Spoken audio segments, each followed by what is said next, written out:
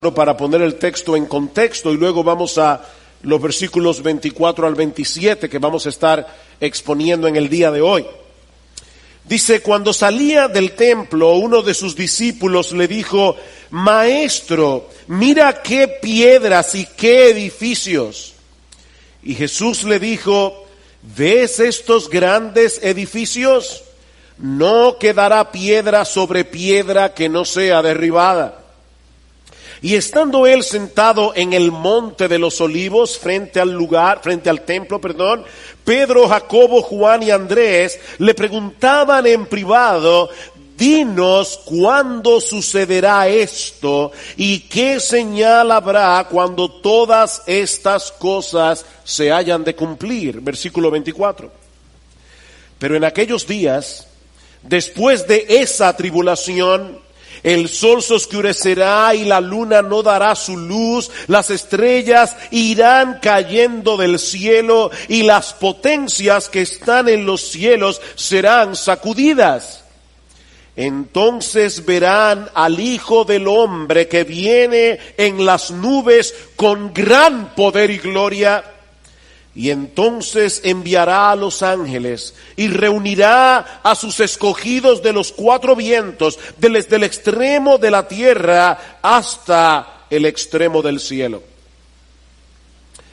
Hace algunas semanas comenzamos a considerar este capítulo del Evangelio de Marcos, conocido como el discurso del Monte de los Olivos por el lugar donde fue pronunciado.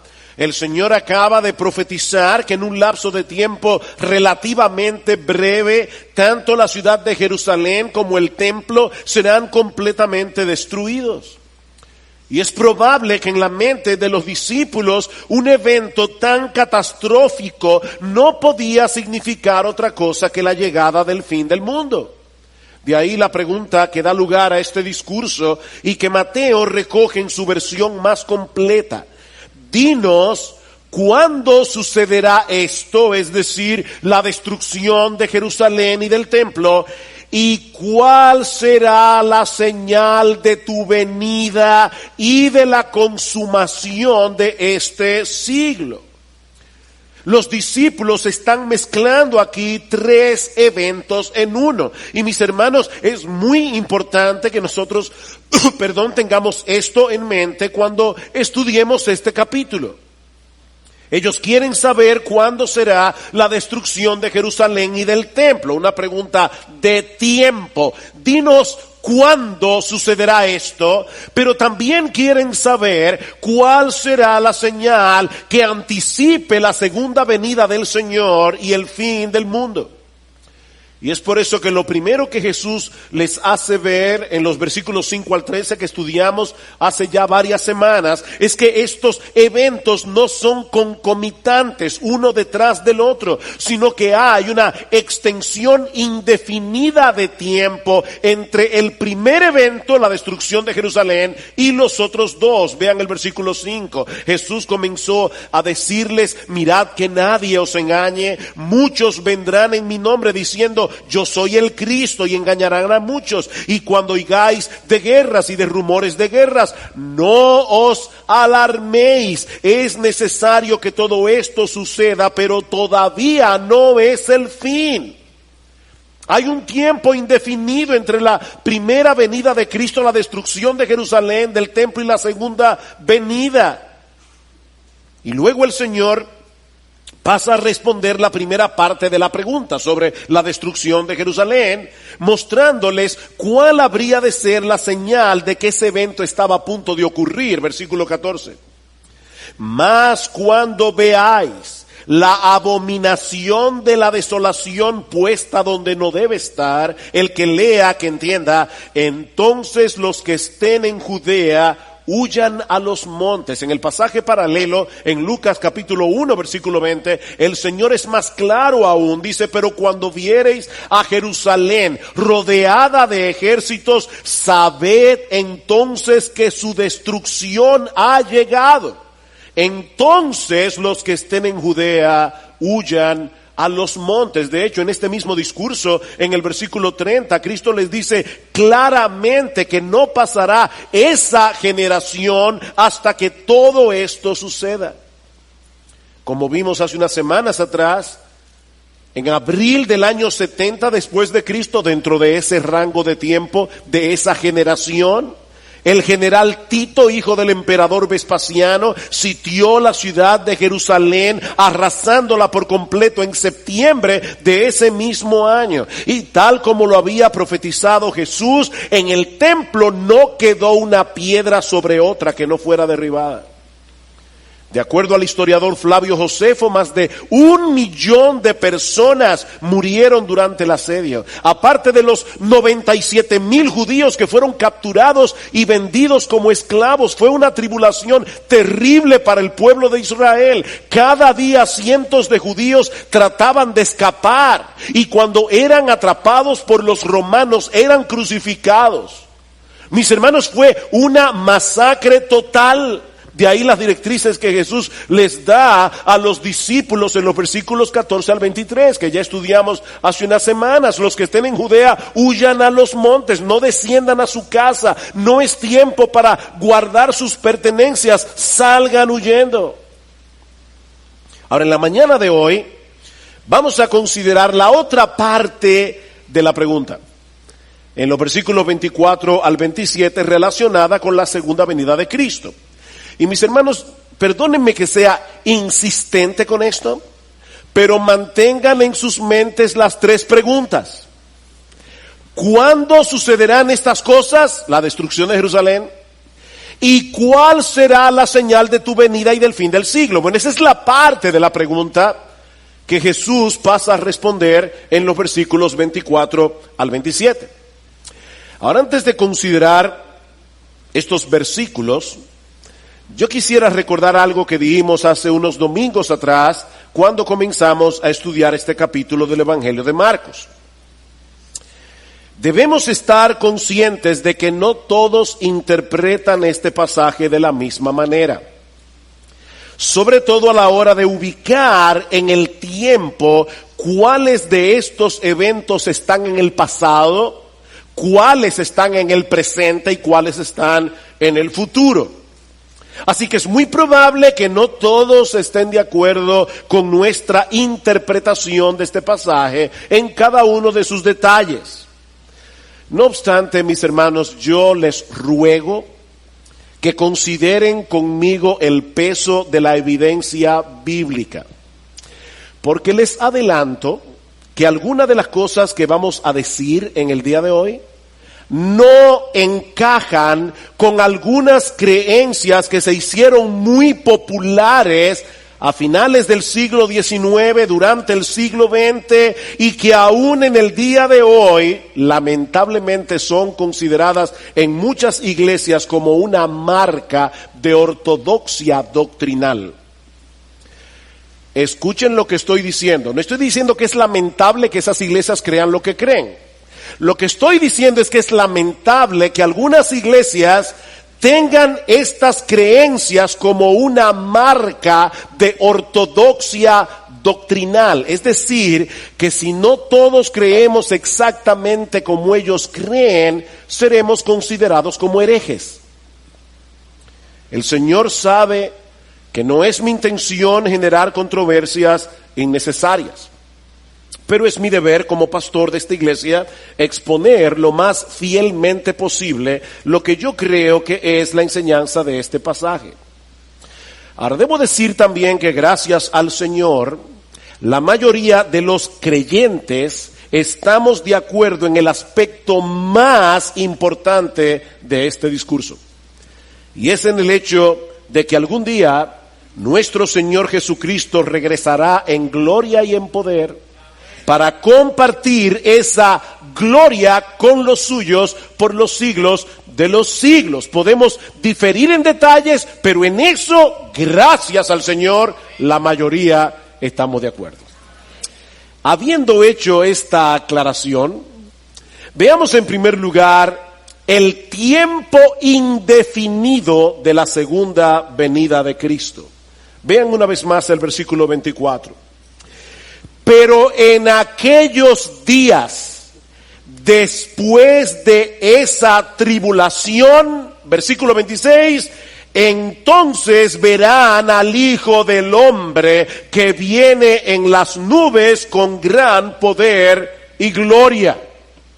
Como hemos dicho ya, en cuanto a la destrucción de Jerusalén, ellos preguntaron ¿cuándo sucederá esto? En cuanto a la destrucción de Jerusalén, el Señor les da algunas pistas muy claras en el sermón del Monte de los Olivos. Pero mis hermanos, en cuanto a la segunda venida de Cristo, el asunto es muy diferente. Vean el versículo 32.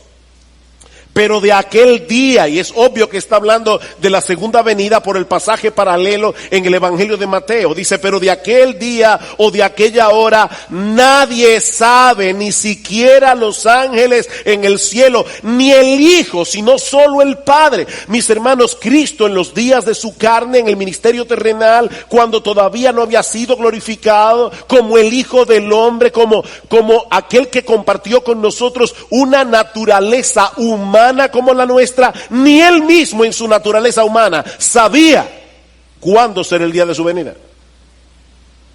Y eso no atenta contra la deidad del Señor. Cristo era hombre y era Dios. Su humanidad no disminuyó su divinidad, pero su divinidad no hizo que su humanidad sea como una especie de Superman. Mis hermanos, Cristo era hombre como tú y como yo, y como hombre él no lo sabía todo. Y él está diciendo aquí claramente, el día y la hora, ni el Hijo del Hombre lo sabe. Así que si ustedes escuchan a una persona, como han salido muchos en los últimos tiempos, poniendo fechas acerca de la venida de Cristo, mis hermanos, no los escuchen. Esas personas están diciendo tener un conocimiento mayor que el que tenía Cristo en su ministerio terrenal. Nadie lo sabe. Versículo 33, estad alertas, velad, porque no sabéis cuándo es el tiempo señalado. No sabéis. Y en Mateo 24, Cristo es todavía más explícito. Dice, no sabéis cuándo vendrá el Hijo del Hombre. Mis hermanos, esta enseñanza no puede ser más clara. Es imposible establecer con precisión el tiempo de la segunda venida.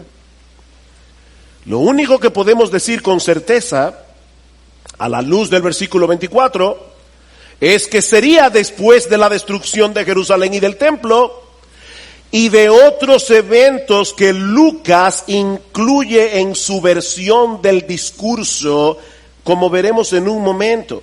Pero mis hermanos, ninguna de estas cosas nos permiten establecer con exactitud en qué momento volverá nuestro Señor. Así que mantente velando. Este discurso es una perfecta ilustración de lo que algunos han llamado perspectiva profética. Y es que las profecías predictivas que encontramos en las Escrituras muchas veces establecen una secuencia definida de eventos, pero en el marco de un tiempo indefinido. Voy a repetir eso otra vez. Muchas de las profecías que aparecen en la Biblia las encontramos en una secuencia definida de eventos, pero en el marco de un tiempo indefinido. Podemos distinguir los eventos, pero en la mayoría de los casos resulta imposible determinar la distancia de tiempo que hay entre un evento y el otro. La ilustración que siempre se usa para explicar este principio de interpretación bíblica, que es como si contempláramos a lo lejos los picos de dos montañas. Si las observamos horizontalmente, nos dará la impresión de que los dos picos se encuentran pegados el uno del otro. Pero si pudiéramos ver las montañas desde arriba, veríamos que hay un inmenso valle entre los dos picos. Y eso es precisamente lo que tenemos aquí en Marcos 13:24. La tribulación de aquellos días es la que se describe en los versículos 14 al 23 sobre la destrucción de Jerusalén y del templo. Mis hermanos, esa tribulación ya pasó. Ahora bien, Lucas nos deja ver en su versión del discurso que esa tribulación que iba a experimentar la nación de Israel se habría de extender mucho más allá del año 70 después de Cristo. Y para mí y para muchos otros, aquí está la clave, una de las claves para entender este discurso. Hablando del pueblo de Israel, el Señor nos dice en Lucas capítulo 21, versículo 23, escuchen con atención, dice que habrá una gran calamidad sobre la tierra e ira para este pueblo, refiriéndose a los judíos. Ahora, ¿cómo sabemos que eso no está hablando de la segunda venida de Cristo, sino de la destrucción de Jerusalén? Por lo que sigue diciendo Lucas, o el Señor en Lucas, dice, y caerán a filo de espada, y serán llevados cautivos a todas las naciones, eso ya pasó, y Jerusalén será hollada por los gentiles, hasta que los tiempos de los gentiles se cumplan. Entonces, dice Lucas, habrá señales en el sol, en la luna y en las estrellas, porque las potencias de los cielos serán sacudidas, y entonces verán al Hijo del Hombre que viene en una nube con poder y gran gloria. ¿Cuándo sucederá esto? Dice en Lucas, cuando los tiempos de los gentiles se cumplan. ¿Ven la secuencia, mis hermanos? Yo estoy tratando de ser lento en el día de hoy, porque yo sé que estoy pisando sobre muchos prejuicios que algunos de ustedes tienen. Lo que estoy diciendo es que la secuencia de eventos es la siguiente. Jerusalén y el templo son destruidos, Marcos capítulo 13, versículos 14 al 23.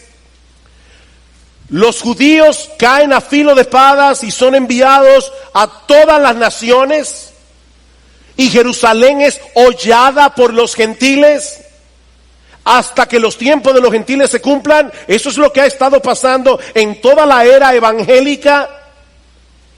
Y entonces, cuando ese tiempo de los gentiles se cumpla, vendrá el Hijo del Hombre. Ahora la pregunta es, ¿y a qué se refiere Cristo aquí cuando habla del tiempo de los gentiles? ¿Y cuándo se cumplirán esos tiempos? Bueno, yo creo que el Señor está hablando aquí de este tiempo en el que Dios ha abierto la puerta del Evangelio a los gentiles para formar su iglesia con gente de todo pueblo, lengua, tribu y nación. Ese es el tiempo de los gentiles. Ahora se están convirtiendo gente de todas las razas, se están convirtiendo gente de todas las naciones. Dios está conformando a su iglesia. Cuando se complete el número de los elegidos de todas las naciones, entonces Cristo vendrá, no antes. Cuando se cumpla el tiempo de los gentiles. Acompáñenme por un momento a Mateo capítulo 21. Y en el día de hoy, a diferencia de muchas de mis prédicas, generalmente yo cito los pasajes para no quitarle el ritmo al mensaje, pero yo necesito que ustedes vean los pasajes que estamos citando. En Mateo capítulo 21, Cristo da una parábola, la parábola de los labradores malvados. Y hay dos cosas que debo decir acerca de esta parábola que ya estudiamos hace unas semanas en el Evangelio de Marcos. La primera es que esta parábola fue dirigida a los fariseos. La segunda es que esta parábola fue dicha el martes en la mañana, muy probablemente el mismo día en que Jesús pronunció luego el discurso del Monte de los Olivos. Nosotros tenemos semanas estudiando la Biblia secuencialmente y puede darnos la impresión de que hace mucho que el Señor habló de eso. No hace mucho que nosotros estudiamos eso aquí.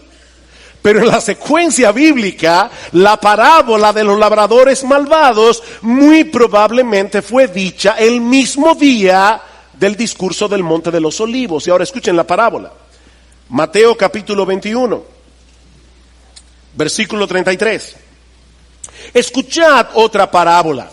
Había una vez un hacendado que plantó una viña y la cercó con un muro y cavó en ella un lagar y edificó una torre. Está citando Isaías capítulo 5, donde vemos claramente que esa viña es la nación de Israel. Dice, y la arrendó a unos labradores y se fue de viaje. Ahí están los líderes religiosos de la nación. De hecho, Marcos dice que ellos entendieron que era contra ellos que Jesús había dicho la parábola. Y cuando se acercó el tiempo de la cosecha, envió sus siervos a los labradores, los profetas, para recibir sus frutos. Pero los labradores, tomando a los siervos, a unos lo golpearon, a otros lo mataron y a otros lo apedrearon. Volvió a mandar a otro grupo de siervos, mayor que el primero, y le hicieron lo mismo. Finalmente les envió a su hijo, diciendo: respetarán a mi hijo. Pero cuando los labradores vieron al hijo, dijeron entre sí: este es el heredero. Venid, matémoslo y apoderémonos de su heredad. Y echándole mano, lo arrojaron fuera de la viña y lo mataron. Jesús murió fuera de Jerusalén. Cuando venga pues el dueño de la viña, ¿qué hará a estos labradores?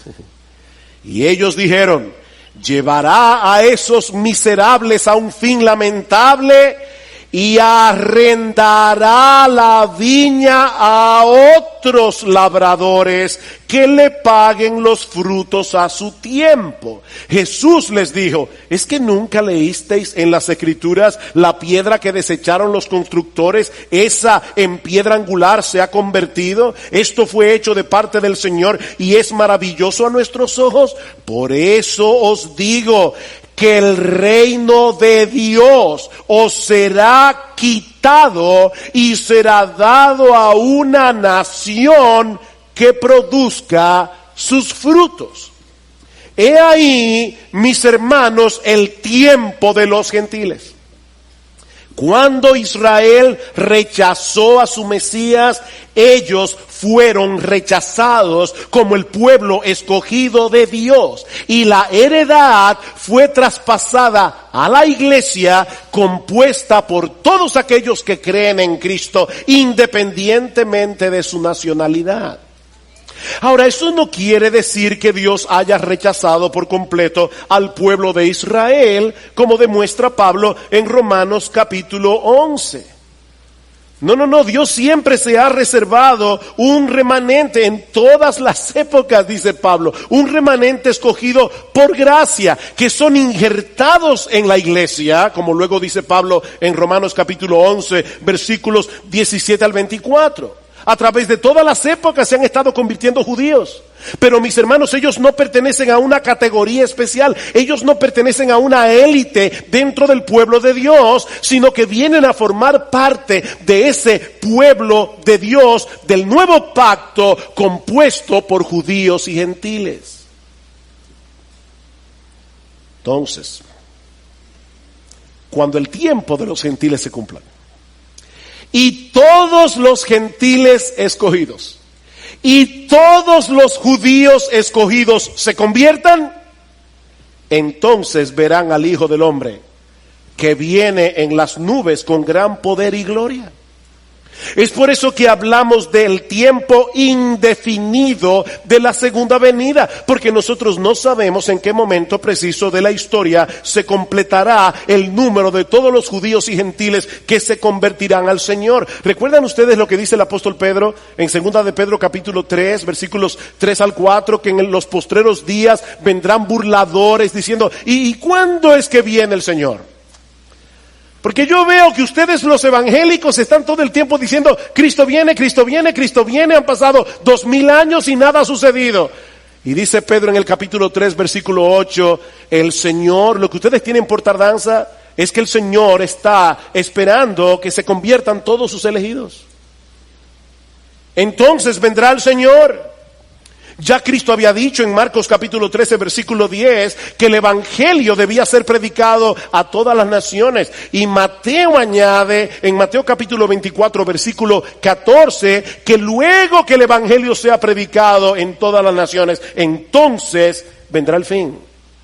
Entonces vendrá el fin. Pero mis hermanos, nadie puede saber con precisión cuándo esa tarea ya ha sido completada.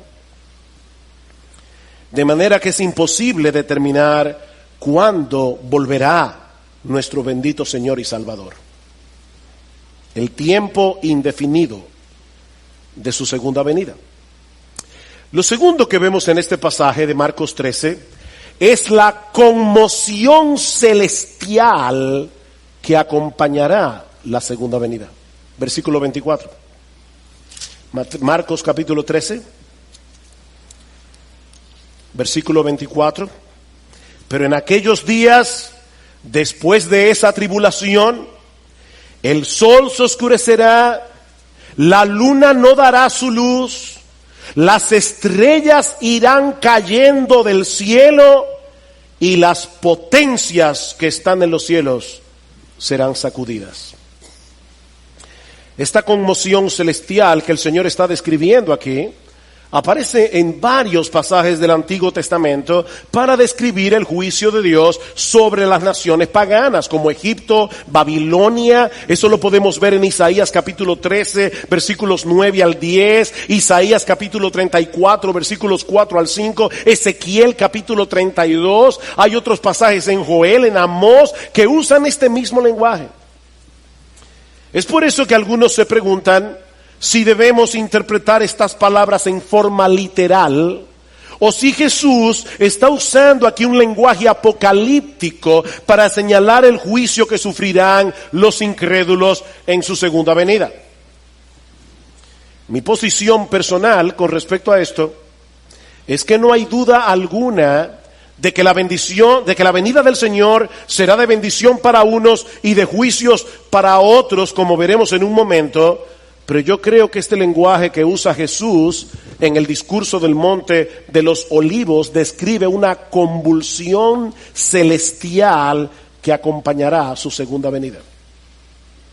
Una y otra vez la Biblia describe este evento con un lenguaje muy similar, aún en pasajes en los que no parece que el autor esté hablando en una forma figurada. Vayan conmigo a Segunda de Pedro. Segunda de Pedro capítulo 3. En estos días hubo un eclipse solar, el eclipse solar del siglo. Y todo el mundo estaba atento al famoso eclipse. Bueno, escuchen cómo Pedro describe el día del Señor, es decir, el día de la venida de Cristo. Ese es el contexto, ¿verdad? Vendrán burladores diciendo, ¿y cuándo es que viene Jesús? Y Pedro ya dijo, amados, no ignoréis esto, que para el Señor un día es como 1000 años como un día. El Señor no se tarda en cumplir su promesa. ¿Cuál promesa? La promesa de la segunda venida. Según algunos la entienden por tardanza, sino que es paciente para con vosotros, no queriendo que nadie perezca, sino que todos vengan al arrepentimiento. Pero el día del Señor vendrá como ladrón, en el cual los cielos pasarán con gran estruendo, los elementos serán destruidos con fuego intenso, y la tierra y las obras que en ella hay serán quemadas. Puesto que todas estas cosas han de ser destruidas de esta manera, ¿qué clase de personas no debéis ser vosotros en santa conducta y en piedad, esperando y apresurando la venida del día de Dios, en el cual los cielos serán destruidos por fuego, los elementos se fundirán con intenso calor? Pero según su promesa nosotros esperamos nuevos cielos y nueva tierra en los cuales mora la justicia. Los cielos pasarán. Mi hermano, si Dios hizo el mundo, el universo entero, en 6 días, ¿cuál es el problema de que en unas horas, cuando el Señor Jesucristo regrese en gloria, todas esas cosas sean deshechas? Ahora, noten lo que Pedro está diciendo. Este mundo será destruido. ¿Qué estupidez es la nuestra cuando ponemos nuestra esperanza aquí? ¿A alguno de ustedes se le ocurre poner su dinero en un banco que ustedes saben con toda seguridad que va a quebrar? Mis hermanos, este mundo va a quebrar, es lo que Pedro está diciendo. Este mundo será destruido. Ahora, obviamente, este es el tipo de cosas que nosotros vamos a entender plenamente después que sucedan. Y nosotros lo veremos en panorámica. Pero creo que en la Biblia hay suficientes indicios para llegar a la conclusión de que la segunda venida de Cristo vendrá acompañada de un cataclismo universal que dará paso a la creación de cielos nuevos y una tierra nueva. Estamos a la espera, mis hermanos, del cumplimiento de esa promesa. Mis hermanos, la segunda venida de Cristo será muy diferente de la primera, como vimos hace un momento cuando Marcos leyó las Escrituras. Cristo nació humildemente en una oscura aldea de Palestina, rodeado de animales, en un sucio establo de Belén, y luego murió en debilidad en una cruz romana, pero su regreso no será así. Y eso nos lleva a nuestro tercer encabezado: las características dominantes de la segunda venida. Marcos capítulo 13 una vez más. Marcos capítulo 13, versículo 26. Entonces verán al Hijo del Hombre que viene en las nubes con gran poder y gloria. Hay tres cosas aquí a las que quiero llamar vuestra atención. La primera es que la venida de Cristo es personal. Hay personas muy esotéricas que hablan como de una venida fantasmal. Sí, Cristo viene a la vida de todos. El Cristo, el Maestro. No. Aquí estamos hablando de la venida del Hijo del Hombre. Verán al Hijo del Hombre. Y es una expresión que Jesús usó frecuentemente en los evangelios para hablar de sí mismo. Ahora, mis hermanos, no olviden que nos encontramos en medio de la semana de la Pasión. Apenas 3 días antes de su crucifixión. Ya Cristo había anunciado a los discípulos en Marcos capítulo 10, versículo 33. Lo que iba a sucederle al final de esa semana. He aquí, subimos a Jerusalén y el Hijo del Hombre será entregado a los principales sacerdotes y a los escribas, y le condenarán a muerte y le entregarán a los gentiles y se burlarán de él y le escupirán, le azotarán, le matarán, y 3 días después resucitará. El Señor sabía que todo esto iba a suceder, pero ahora está profetizando que ese mismo Hijo del Hombre, que sería llevado a la cruz en debilidad, del cual harían burla los hombres, no solo se levantará de los muertos, sino que algún día regresará a la tierra sobre las nubes del cielo con poder y gran gloria. Mis hermanos, el mismo Jesús que murió, el mismo Jesús que resucitó, el mismo Jesús que ascendió a los cielos, el mismo Jesús que está sentado a la diestra del Padre, ese mismo Jesús regresará. En Hechos capítulo 1 dice que después que el Señor resucita, se queda con los discípulos 40 días hablándoles del reino de Dios. Y dice en el versículo 9 de Hechos 1, que después de haber dicho estas cosas, fue elevado mientras ellos miraban, y una nube le recibió y le ocultó de sus ojos. Y estando mirando fijamente al cielo, mientras él ascendía, aconteció que se presentaron junto a ellos 2 varones en vestiduras blancas, que le dijeron: varones Galileos, ¿por qué estáis mirando al cielo? Este mismo Jesús, el mismo que anduvo con ellos por 3 años y medio, el mismo que calmó el mar en tempestad, el mismo que sanó a la hija de Jairo, el mismo que compartió con ellos la Pascua en el aposento alto y que luego fue a la cruz para salvarnos. Dice: ese mismo Jesús que ha sido tomado de vosotros al cielo, vendrá de la misma manera, tal como le habéis visto ir al cielo. De manera que lo primero que vemos aquí es que la venida de Cristo es personal, pero vemos también, en segundo lugar, que será un evento visible y pavoroso para todos los que no creyeron en Él. Mis hermanos, la venida de Cristo será gloriosa para nosotros, pero la segunda venida de Cristo será un evento pavoroso para todos los que no creyeron en Él. Mateo dice en Mateo 24, todas las tribus de la tierra harán duelo. ¿Ustedes se imaginan las personas burlándose de Cristo? las personas mofándose del evangelio, y de repente se escucha este estruendo en los cielos, y en un segundo el universo entero se entera de que Jesús es el Señor. Dice, harán lamentación, dice en Juan capítulo, en Apocalipsis capítulo 1 versículo 7, que todo ojo le verá. La venida de Cristo no es secreta, mis hermanos. Todo ojo le verá, aun los que le traspasaron, y todas las tribus de la tierra harán lamentación por él. Cristo fue burlado, golpeado cruelmente, escupido, condenado a morir en una cruz romana en su primera venida, pero mis hermanos, en su regreso en gloria, nadie se burlará.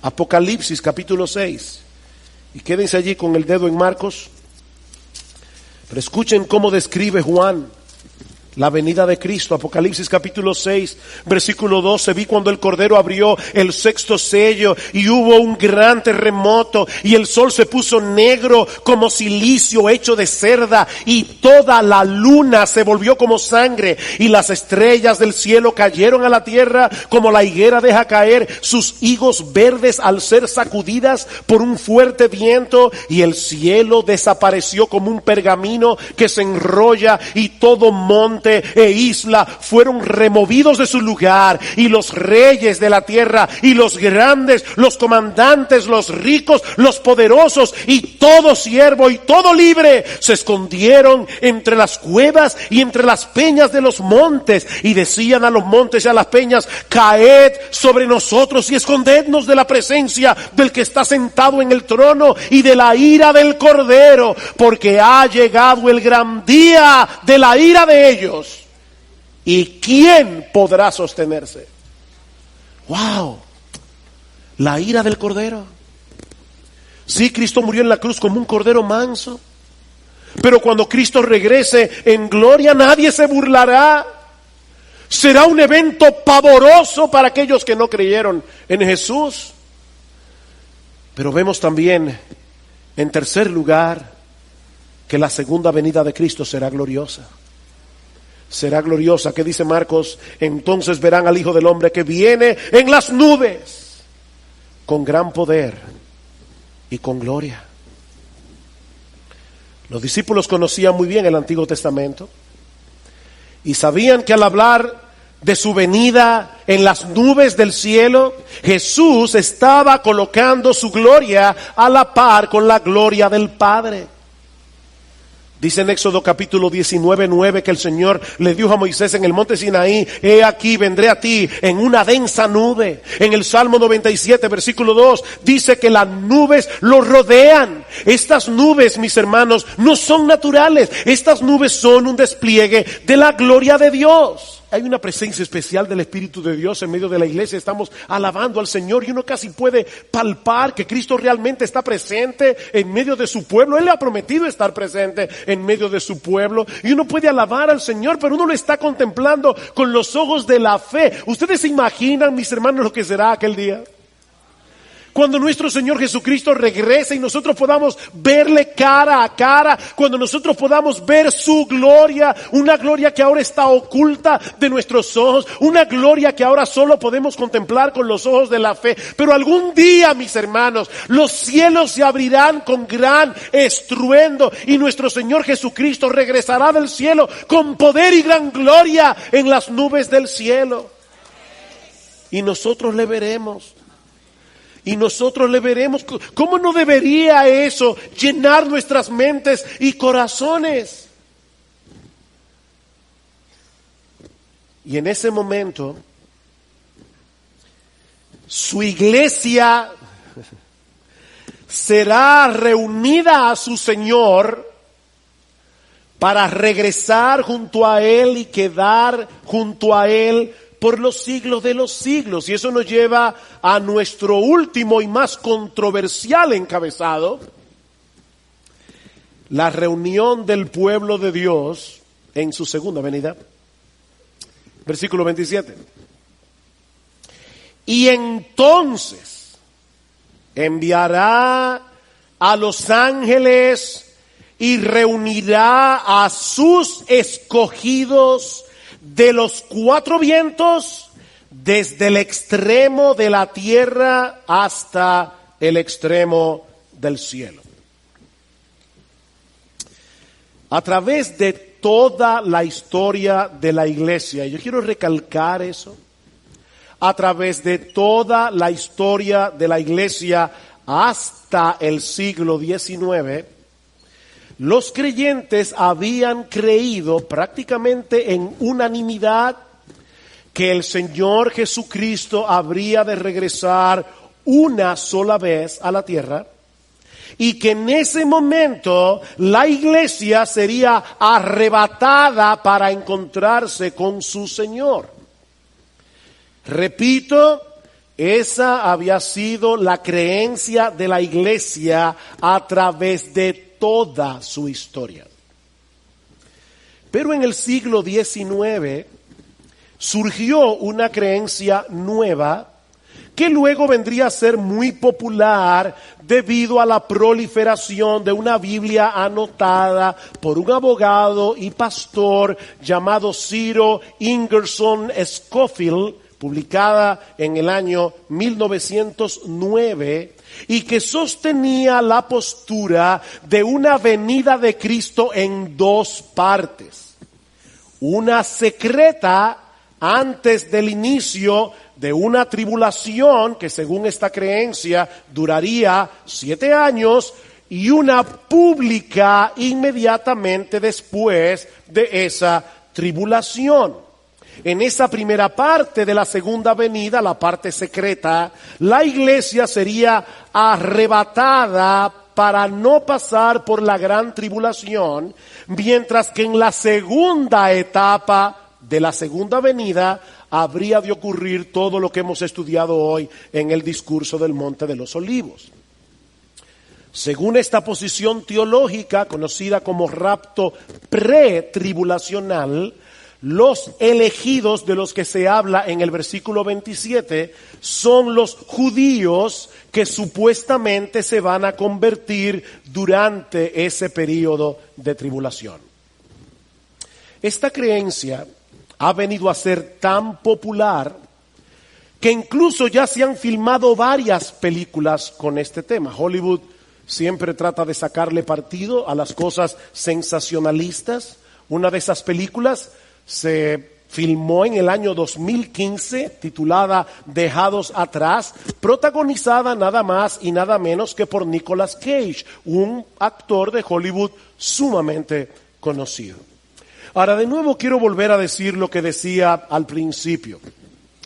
Mis hermanos, yo no quiero generar controversias innecesarias con este mensaje, y mucho menos ser ofensivo con todos aquellos que creen en una segunda venida en dos etapas y en un rapto pre-tribulacional. De hecho, nosotros mismos venimos de esa tradición, eso creía nuestra iglesia hace muchos años atrás, porque eso fue lo que aprendimos en la iglesia donde conocimos al Señor hace 40 años.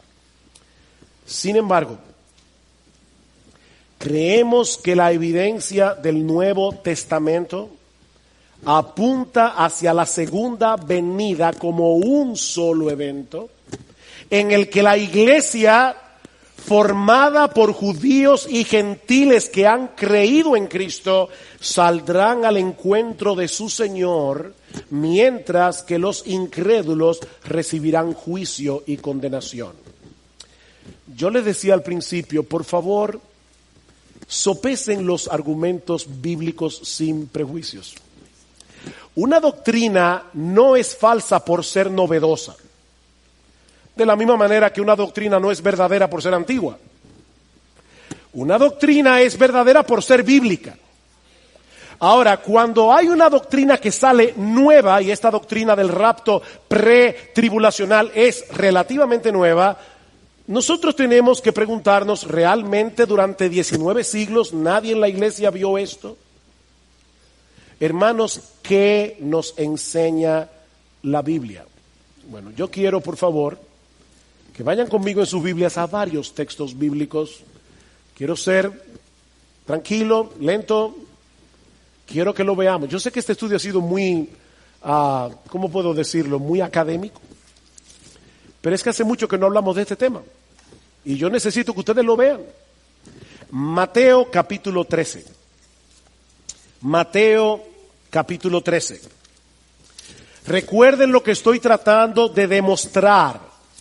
Estoy tratando de demostrar que Cristo viene una sola vez, por segunda vez. Y que es en esa segunda venida que la iglesia será arrebatada y los impíos serán destruidos. En Mateo, capítulo 13, el Señor está explicando a los discípulos la parábola de la cizaña y el trigo. Escuchen la interpretación de Jesús, versículo 37. Respondiendo él les dijo, porque los discípulos le dijeron, Señor, explícanos la parábola de la cizaña del campo. Respondiendo él dijo, el que siembra la buena semilla es el Hijo del Hombre. El campo es el mundo, no la iglesia. Yo no sé cuántas veces yo he oído personas diciendo, en la iglesia hay trigo y hay cizaña. Y es verdad que en la iglesia a veces hay trigo y hay cizaña. Pero este pasaje no está hablando de eso. Este pasaje está hablando de que a pesar de que Cristo ya inauguró su reino cuando vino la primera vez, murió en una cruz, ascendió a los cielos y se sentó a la diestra del Padre, Él ya está reinando. Ese reino ya fue inaugurado, pero no ha sido aún consumado. Y es por eso que todavía en su reino hay cizaña. Dice, el campo es el mundo. La buena semilla son los hijos del reino.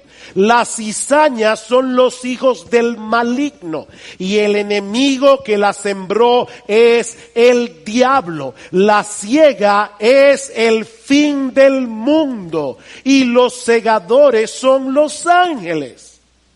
Mateo 24, Marcos 13. Por tanto, así como la cizaña se recoge y se quema en el fuego, de la misma manera será en el fin del mundo. El Hijo del Hombre enviará a sus ángeles y recogerán de su reino a todos los que son piedra de tropiezo, a los que hacen iniquidad, y los echarán en el horno de fuego. Allí será el llanto y el crujir de dientes. Entonces los justos resplandecerán como el sol en el reino de su Padre. Mis hermanos, ¿cuándo sucederá eso? En el fin del mundo. Cuando nuestro Señor Jesucristo regrese en gloria. Los malos serán recogidos de su reino y los justos también serán recogidos por los ángeles del cielo para reinar con Cristo por los siglos de los siglos. Primera Tesalonicenses capítulo 4. Primera Tesalonicenses capítulo 4.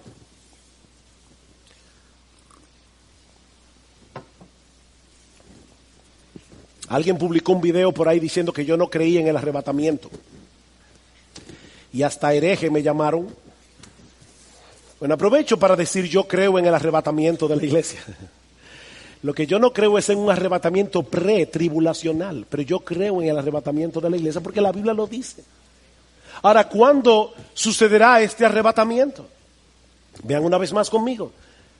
Primera Tesalonicenses 4:13, pero no queremos, hermanos, que ignoréis acerca de los que duermen, para que no os entristezcáis como lo hacen los demás que no tienen esperanza. Porque si creemos que Jesús murió y resucitó, así también Dios traerá con él a los que durmieron en Jesús. Por lo cual os decimos esto por la palabra del Señor, que nosotros, los que estemos vivos y que permanezcamos hasta la venida del Señor, no precederemos a los que durmieron, pues el Señor mismo descenderá del cielo con voz de mando, con voz de arcángel y con la trompeta de Dios, y los muertos en Cristo se levantarán primero. Entonces nosotros, los que estemos vivos y que permanezcamos, seremos arrebatados juntamente con ellos en las nubes al encuentro del Señor en el aire, y así estaremos con el Señor siempre, no en el aire, sino con el Señor.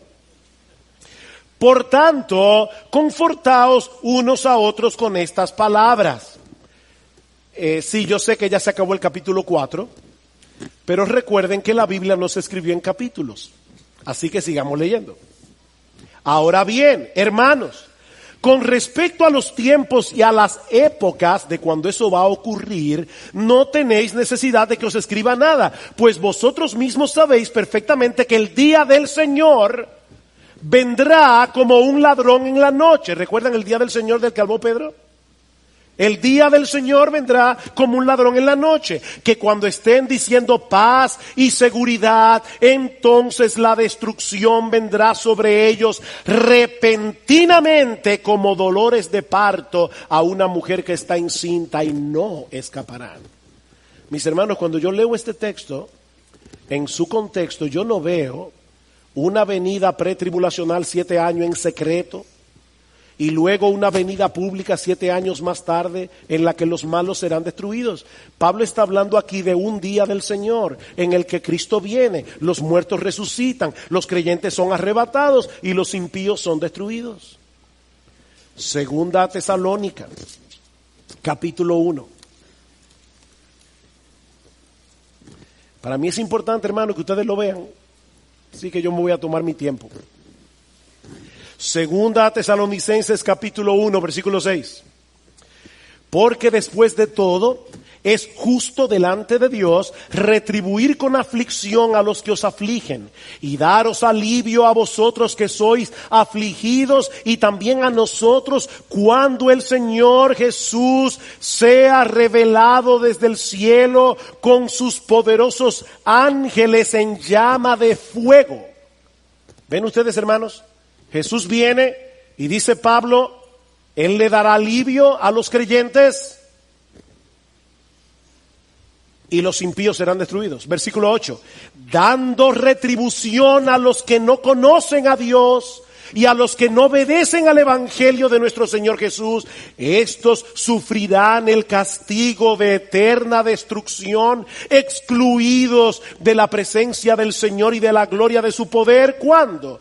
Cuando Él venga para ser glorificado en sus santos en aquel día y para ser admirado entre todos los que han creído. ¿Dos venidas o una sola?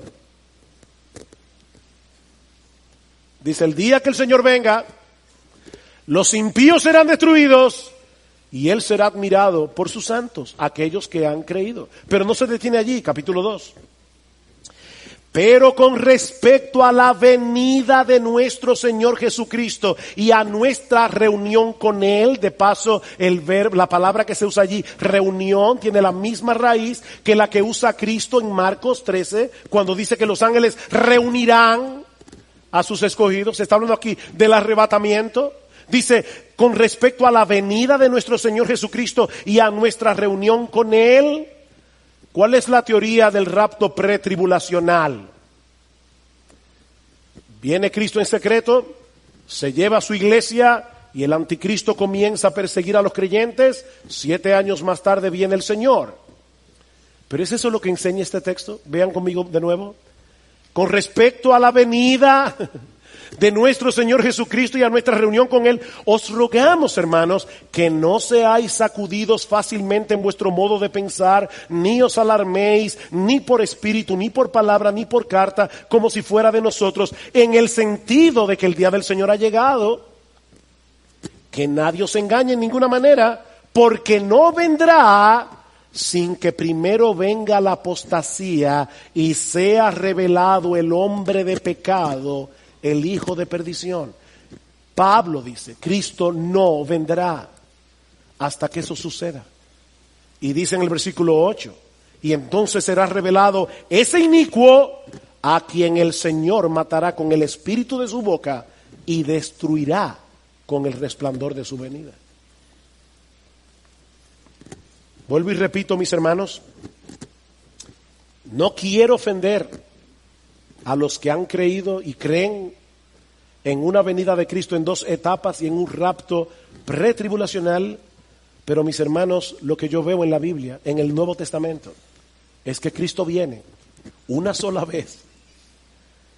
Los suyos serán arrebatados y vienen con Cristo a una tierra nueva y a un cielo nuevo cuando ya los impíos hayan sido completamente destruidos. Esto encaja perfectamente con la enseñanza del Señor en el discurso del Monte de los Olivos. Cuando nuestro Señor y Salvador regrese en gloria, Él enviará a sus ángeles para que recoja su trigo en el granero y la paja sea quemada en un fuego que nunca se apagará. Ahora, yo no quisiera, mis hermanos, que la parte controversial de este mensaje desvíe nuestra atención del hecho de que estamos a la espera del regreso de nuestro bendito Señor y Salvador. En eso estamos de acuerdo, ¿verdad? Dice el pastor Albert Martin acerca de este capítulo: lo que es más importante en este capítulo está claro: Cristo viene. Y lo que está claro debe dominar nuestros pensamientos. Mis hermanos, Cristo viene. Por más que el mundo se burle de esa expresión, como dice Pedro en su segunda carta, el día llegará cuando los cielos se estremecerán y todos verán al Hijo del Hombre viniendo en las nubes con poder y gran gloria. Y así como se cumplieron al pie de la letra cientos de profecías que anunciaban la primera venida de Cristo, mis hermanos, así podemos tener completa certeza de que Él regresará por segunda vez para ser admirado entre todos los que han creído, como dice Pablo. Mis hermanos, esa es nuestra esperanza. Esa es nuestra esperanza, que algún día estaremos físicamente con nuestro Señor y Salvador para no separarnos de Él nunca más. Mis hermanos, nuestra esperanza no es ir al cielo y ver las puertas de perlas y caminar por la calle de oro. No, mis hermanos, nuestra esperanza es estar con Jesús, que en este momento está en el cielo. Hablando de los creyentes en Tesalónica, Pablo les dice que ellos se habían convertido de los ídolos a Dios. ¿Para qué? Para servir al Dios vivo y verdadero y esperar de los cielos a su Hijo. ¿Tú escuchaste eso? La verdadera conversión consiste en dos cosas. En la verdadera conversión, los ídolos del corazón son destronados para colocar a Dios en el trono de nuestras almas como el objeto máximo de nuestro deleite. Pero al mismo tiempo la conversión redirige, replantea por completo el objeto de nuestra esperanza. Nosotros nos convertimos para esperar de los cielos a su Hijo. Para eso nos convertimos, para tener esa esperanza. Todos los seres humanos viven por una esperanza. Eso es lo que los motiva a levantarse por la mañana. Eso es lo que los lleva a hacer todo lo que hacen cada día. Bueno, mis hermanos, lo que Pablo está diciendo aquí es que uno de los resultados de la salvación es llevarnos a esperar en la segunda venida de Cristo por encima de cualquier esperanza terrenal. Sí, hay muchas cosas legítimas que nosotros podemos esperar en esta vida, pero ninguna de ellas puede competir con esa esperanza. El Señor descenderá del cielo y nosotros nos reuniremos con Él. Y yo te pregunto, mi hermano, ¿es esa tu esperanza? ¿O hay muchas cosas de este mundo que han comenzado a eclipsar tu anhelo por la segunda venida de Cristo?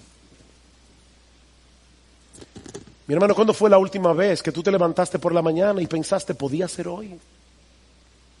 Puede ser hoy. Hoy yo quiero que sea hoy. Oh, si ven, Señor Jesús, como dice Juan en el Apocalipsis.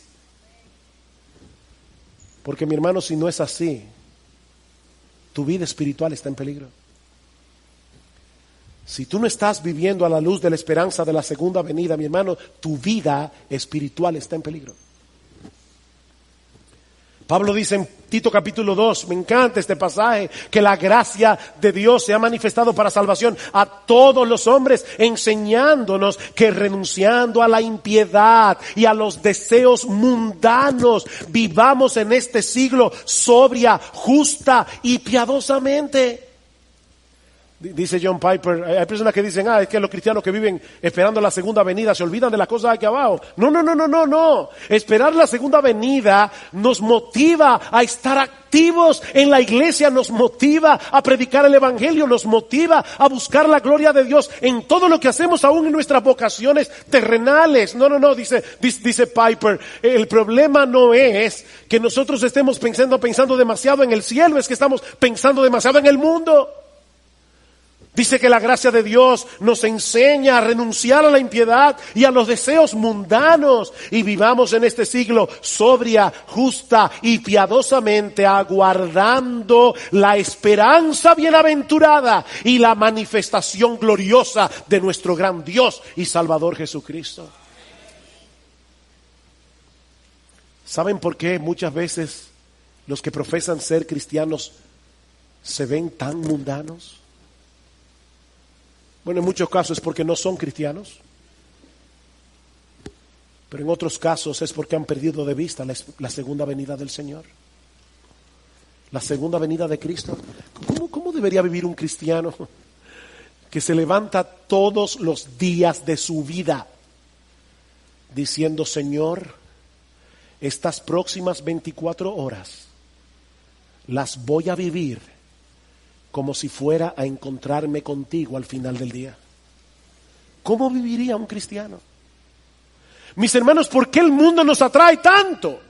Porque hemos perdido de vista esa esperanza, la esperanza de estar con nuestro Señor. Eso es lo que motiva al creyente a vivir en santidad. Eso es lo que motiva al creyente a hacer buenas obras. El hecho de aguardar esa esperanza bienaventurada. Algún día estaremos con nuestro Señor y echaremos nuestras coronas a sus pies en eterna gratitud por habernos comprado con su sangre y por habernos atraído hacia Él con cuerdas de amor.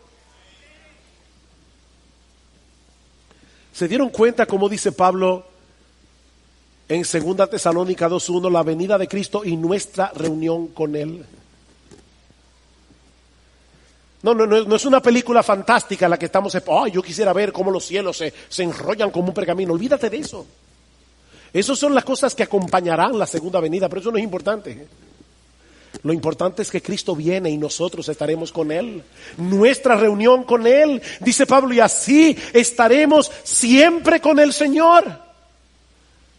Y añade, alentaos unos a otros con estas palabras. ¿Cuándo fue la última vez, mi hermano, que tú te acercaste a un creyente en aflicción y le dijiste, mi hermano, estoy sufriendo contigo?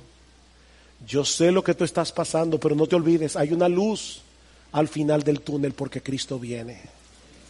¿Cuándo fue la última vez que tú alentaste a alguien con esas palabras? Porque Pablo dice, alentaos unos a otros con estas palabras. Hermanos, Cristo viene. Y yo te pregunto una vez más, mi amigo, ¿es esa tu esperanza? Miembro de Iglesia Bíblica del Señor Jesucristo, ¿estás aguardando con expectativa el retorno de tu Señor? ¿Estás velando, estás orando, estás ocupado en buenas obras? ¿O estás tan entretenido con las trivialidades de esta vida presente que hace rato que dejaste de esperarlo? Mi amigo, ¿qué pasará contigo en aquel día? ¿Serás recogido por los ángeles para estar con tu bendito Señor y Salvador? ¿O serás recogido con la cizaña para ser quemado en el fuego? Porque no hay otra opción. No hay otra opción. Cristo vendrá para juicio o para salvación. No hay otra opción. Quiere el Señor usar estas palabras para despertar a algunos que creen, pero que tal vez están adormilados y necesitan volver a poner en perspectiva cuál es el verdadero objeto de nuestra esperanza. O tal vez para animar a algunos que todavía están allí fielmente corriendo la carrera, pero están cansados. Anímate, hermano, Cristo viene. Pero que también Dios use este mensaje para destruir por completo la esperanza falsa de aquellos que están sin Cristo. De modo que en esta misma hora ellos puedan poner toda su confianza únicamente en Él por medio de la fe. Maranatha.